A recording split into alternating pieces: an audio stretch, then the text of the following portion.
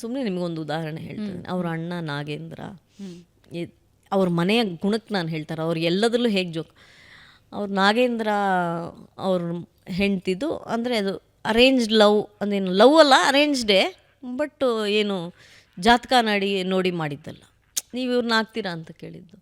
So Geetha ಅವ್ರ ಹೆಸರು, ನಾಗೇಂದ್ರ ಅವ್ರ ಮಿಸ್ಸಸ್ಸು. ಗೀತಾ ನಾಗೇಂದ್ರಕ್ಕೆ ಹೇಳಿದ್ರಂತೆ, ನಾಗೇಂದ್ರ ನೀನು ನನಗೆ ಫ್ರೆಂಡು, ನಾಗೇಂದ್ರ ನೀವು ನಾವು ಅಂದರೆ ನನಗೆ ಹಿಂಸೆ ಆಗುತ್ತೆ, ನೀನು ನನಗೆ ಫ್ರೆಂಡು, ನಾನು ಏಕವಚನದಲ್ಲಿ, ಬಿಕಾಸ್ ನಾನು ಹೇಳ್ತಾ ಇರೋದು 40 ವರ್ಷದ ಹಿಂದೆ, ಇಟ್ಸ್ ನಾಟ್ ಈಸಿ ಅಲ್ವಾ, 40 ಅಂತ ಅಂದಿದ್ದಕ್ಕೆ ನಾಗೇಂದ್ರ ಹೇಳಿದ್ರಂತೆ, ನಿಮಗೆ ಹೇಗೆ ತೋಚುತ್ತೋ ಹಾಕ್ತೀರಿ.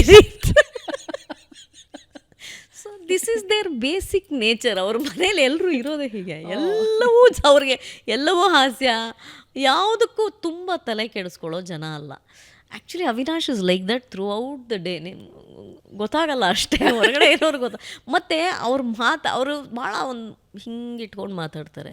ಸೊ ಗೊತ್ತಾಗಲ್ಲ ಅದು ಎಷ್ಟು ಒಳಗಡೆ ಎಷ್ಟು ಅದೊಂಥರ ತುಂಬ ಅದು